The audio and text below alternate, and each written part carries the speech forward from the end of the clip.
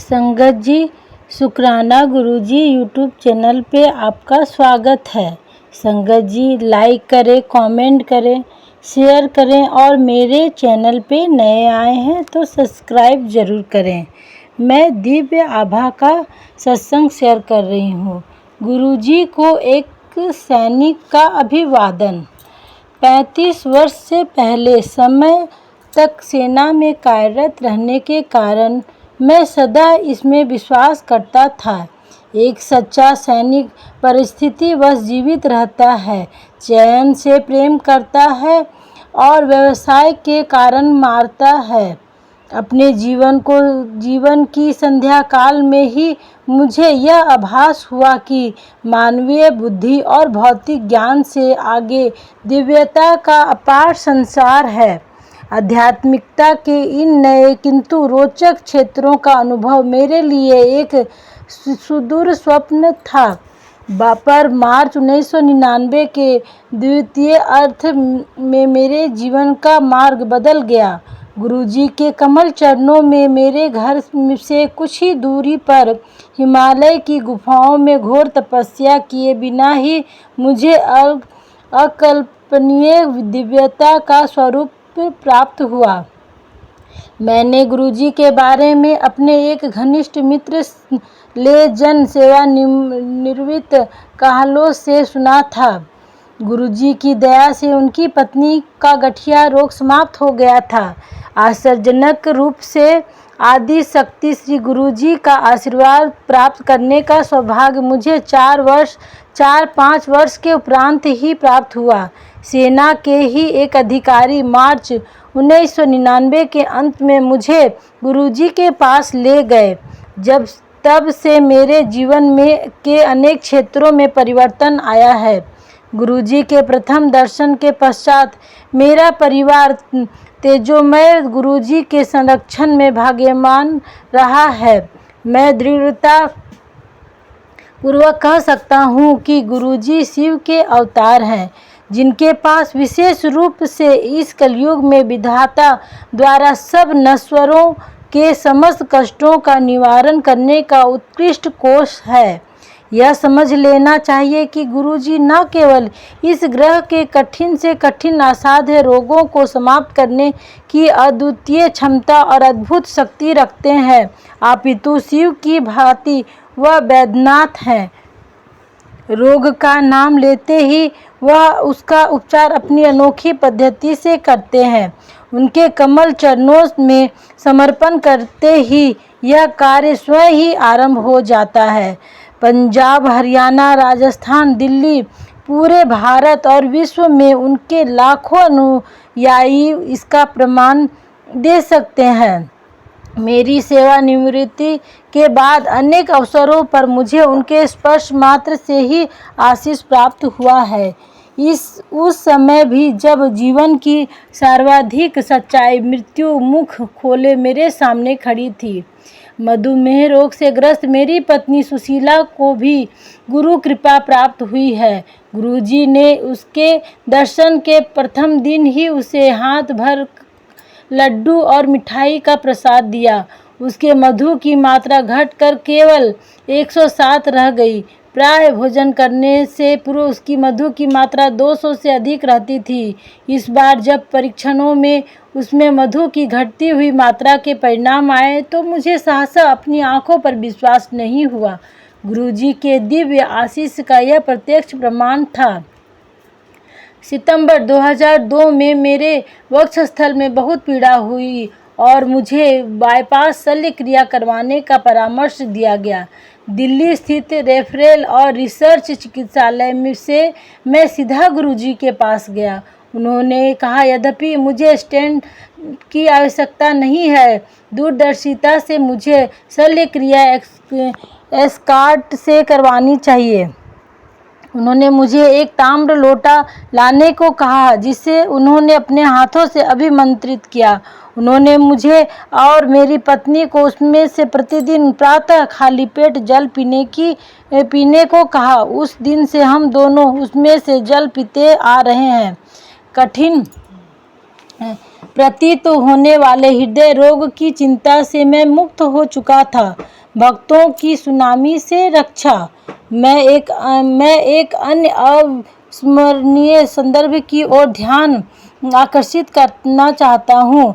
2004 के शीतकाल में गुरुजी ने जलंधर जाने से पूर्व सेवानिवृत्त सैनिकों को आशीर्वाद देने की आकांक्षा व्यक्त करी। मैंने गुरुजी को बताया कि राष्ट्रीय राजधानी क्षेत्र में बहुत अधिक सेवानिवृत्त सैनिक नहीं होंगे, तो क्या उस अवसर पर सेवारत सैनिक जो राष्ट्र के अमूल्य मानव संसाधन हैं को भी बुला लिया जाए। सदा की भांति उदार हृदय गुरुजी ने हामी भरकर कहा कि तिथि और स्थान के बारे में वह बाद में बताएंगे। कुछ दिनों के पश्चात जब मैंने गुरुजी से पुनः इसका उल्लेख किया तो उन्होंने मुझे श्री प्रेम सिंह सिंगापुर में भारत के भूतपूर्व राजदूत के साथ छतरपुर मंदिर के निकट एक स्थान का निरीक्षण करने को कहा। हम गुरुजी के एक अन्य अनुयायी श्री क्लेर के विस्तृत फार्म हाउस पर रात्रि में 11 बजे गए। वह अति उपयुक्त स्थान था। प्रेम सिंह और मैंने वापस आकर गुरुजी को समारोह के लिए पूर्ण योग्य स्थान बताया। गुरुजी ने मुझे स्पष्ट कर दिया था कि मैं अपना स्थान केवल सेवारत और सेवानिवृत्त सैनिकों पर केंद्रित रखूं। समारोह रविवार 26 दिसंबर 2004 को होना था।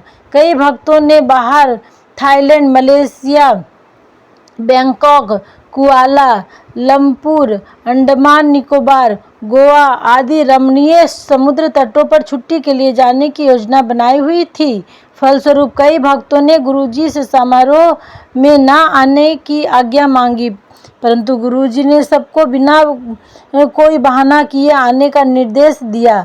चूँकि गुरुजी के कथन सबके लिए निर्विवाद आज्ञा है, भक्तों ने अपनी योजनाएं रद्द या स्थगित कर दी। इस प्रकार इस समारोह में सैनिकों के साथ अनेक असैनिक अनुयायी भी आए।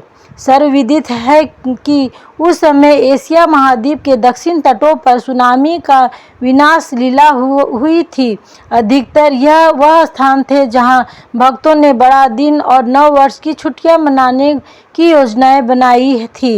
इन प्रकार गुरुजी ने अनेक भक्तों के जीवनों की रक्षा की और उनको नव जीवन दान दिया। गुरुजी अपने भक्तों को प्राकृतिक आपदाओं से बचाने और आशीष देने के लिए अनोखे मार्ग अपनाते हैं। गुरुजी अपने भक्तों का वह अभेद कवच है जो उनकी बड़ी से बड़ी विपदाओं से रक्षा करता है। उनके पास रक्षा प्रदान करने वालों की शक्ति और संवेदना है। वह परम आनंद के दाता हैं जो इस दयालु ईश्वर के अन्यथा और कोई नहीं हो सकता। 3 गुरु मंत्र धर्म का सार। एक दिन रात्रि को 2 बजे आसपास जब कुछ अनुयायियों के समक्ष मैंने उनसे जाने की आज्ञा मांगी तो उन्होंने मुझसे प्रश्न किया कि मुझे ईश्वर और धर्म के बारे में क्या पता है। जब मैं अपने उत्तर से उनको संतुष्ट नहीं कर पाया तो वह जोर से हंसे और मुझे जनरल साहब संबोधित करते हुए बोले कि यदि मुझे धर्म के बारे में नहीं पता तो चिंता ना करूं। यद्यपि गुरुजी कभी प्रवचन नहीं देते, फिर भी इसी समय उन्होंने धारा प्रवाह भाषा में कुरान, बाइबल, भगवत गीता और गुरु ग्रंथ से धार्मिक पद और श्लोक आदि प्रामाणिकता और प्रेम से सुनाए। उनके मुख से शब्दों का उच्चारण ऐसी शुद्धता और पवित्रता से हो रहा था जैसे गंगा अपने स्रोत जीव की जटाओं से प्रवाहित कर होती है। हम सब अति विनम्रता और शांति से विस्मित खड़े थे। समाप्त करने के थोड़े देर के पश्चात गुरुजी ने प्रश्न किया कि अपने आध्यात्मिक ज्ञान के असीमित कोष से जो उन्होंने कभी बांटा है उससे हम सब क्या समझे। जब हमने अपने कंधे हिलाते हुए अपनी बेबसी प्रकट करी तो वह पुनः हंसे और धीरे धीरे उन्होंने प्रभावपूर्ण ढंग से बल देते हुए 3 स्वर्णिम दिव्य मंत्र दिए, जो आनंदमय आध्यात्मिक जीवन व्यतीत करने के प्रयास में हमारे पथ पर प्रदर्शक और आस्था के सूचक बन गए हैं। उनके प्रवचन का सार 3 नियमों पर केंद्रित था, जिन्हें मानव धर्म का आधार कहा जा सकता है। उन्होंने कहा, सब धर्म एक है, सब भगवान एक है, सब धर्म प्रेम, दया और मनुष्य के प्रति सेवा भाव का उपदेश देते हैं। जाति, रंग, भेद, धर्म, निष्ठा आदि का ध्यान न रखते हुए हर समय हर स्थान पर सबकी सहायता करो। यदि किसी कारणवश ऐसा नहीं हो पाओ तो उनकी हानि भी नहीं करेंगे।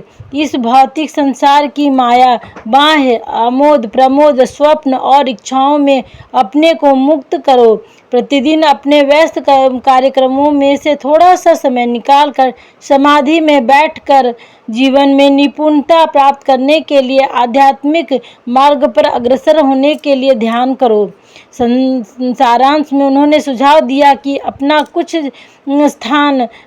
ध्यान, ऊर्जा और समय उस दिव्य परमात्मा को प्राप्त करने के लिए उसकी ओर केंद्रित करो। उस रात मुझे अपने जीवन का सबसे बड़ा पाठ मिला। मानवता की सेवा ही प्रभु की सेवा है। भक्ति उक्ति में मेरे विश्वास को और बल मिला। जय गुरु जी, शुक्राना Guru ji. General Kapoor, new life go. 2005 में एक दिन जब मैं DLF गुड़गांव में अपनी पत्नी के साथ प्रातः भ्रमण के लिए निकला था तो एक मदहोश सांड ने मेरे वक्षस्थल पर अपने सींग मार दिए। मैं कुछ घंटे बेहोश रहा।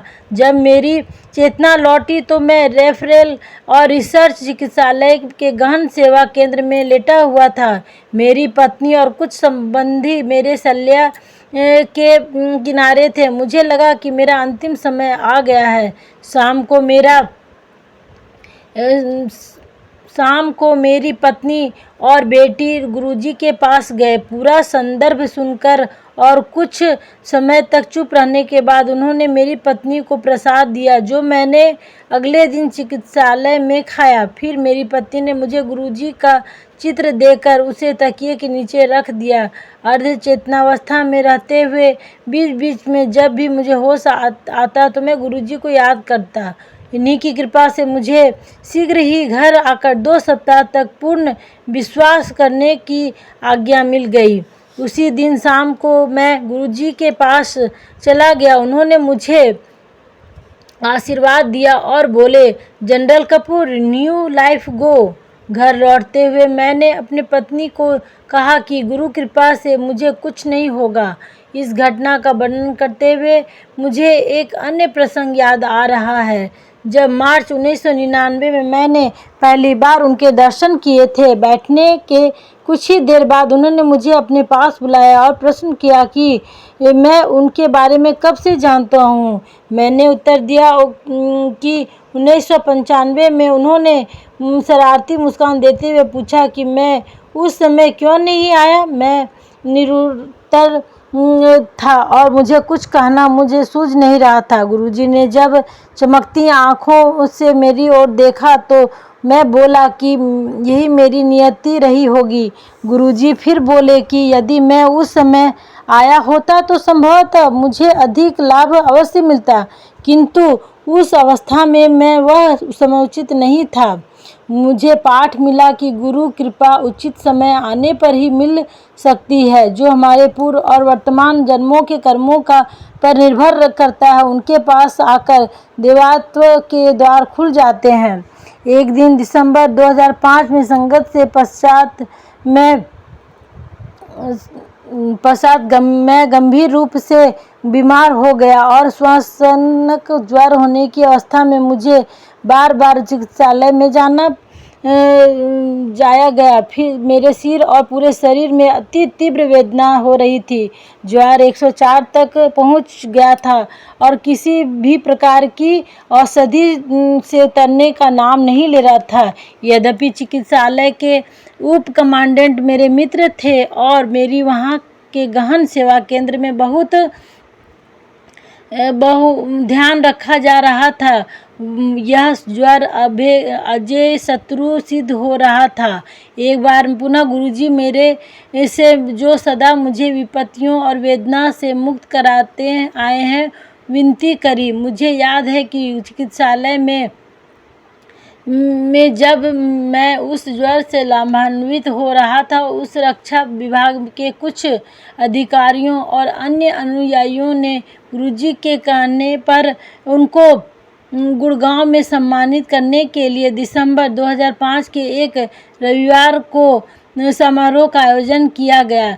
मैंने चिकित्सालय में एक निमोनिया के लाभान्वित होते हुए रोगी को, जिसका जीवन रक्षक यंत्रों के माध्यम से उपचार हो रहा था, बाहर निकलना अत्यंत कठिन है, क्योंकि मैं गुरुजी के दर्शन करने को उत्सुक थी। मैंने गुरुजी चिकित्सकों से जिद्दी बच्चे की भांति समारोह में कुछ घंटों के लिए बाहर जाने की विनती करी और समारोह के उपरांत वापस आने का वचन दिया।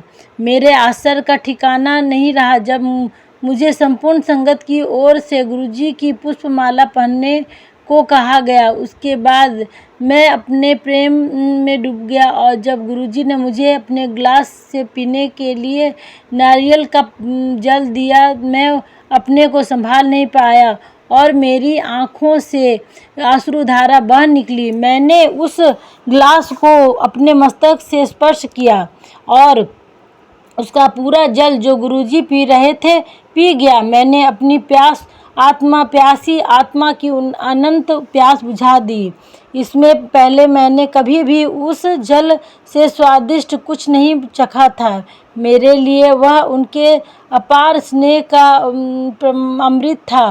सम्मान स्वरूप मैं उनको केवल अपने भावविहल मनोभाव का हार भेंट कर सकती थी। कहने का मतलब आवश्यकता नहीं है कि मैं आशा से कहीं अधिक शीघ्रता से स्वस्थ हुआ और अपने सब कार्य में सामान्य रूप से करने लगा। इन सब चमत्कारों ने सिद्ध कर दिया था है कि गुरुजी एकमात्र परम सत्य है। वह अपने अनुयायियों से केवल संपूर्ण समर्पण की आशा करते हैं। संपूर्ण समर्पण का अर्थ है संपूर्ण निवारण और संपूर्ण समर्पण का अर्थ है संपूर्ण निवारण। गुरुजी ने मेरी पुत्रियों पूजा और आरती को भी आशीर्वाद दिया। उन्होंने बड़ी बेटी को पूजा के लिए एक सुयोग्य वर्ग भी बताया था, जिससे उन्होंने विवाह कर वह सुखपूर्वक जीवन व्यतीत कर रही है। उन्होंने मेरी पत्नी को अमेरिका घूमकर आने को कहा, यद्यपि वह उस समय मात्र स्वप्न था। हमने कहा कि आरती तो गाना में है, किंतु उन्होंने जोर डाला हम अमेरिका यात्रा पर जाएं। कुछ दिनों में आरती ने फ़ोन पर बताया कि वह गर्भावस्था में है और वह सब शीघ्र ही न्यूयॉर्क जा रहे हैं, जहां उनके पति को एक नया काम मिल गया है। बिना किसी हिचकिचाहट की मैंने उनको वहां जाने को कहा और यह भी बताया कि उसकी मां समय पर वहां आ जाएगी। गुरुजी के आशीर्वाद से हम 3 बार अमेरिका गए और वहां पर अत्यंत मनोरम समय व्यतीत किया। अपनी पहली अमेरिका यात्रा पर अकस्मात मेरी पत्नी का मधुमेह के कारण चिकित्सालय में प्रवेश कराना पड़ा था। मैं अपनी पत्नी को शीघ्र स्वास्थ्य करने के लिए गुरुजी से विनती करने गया।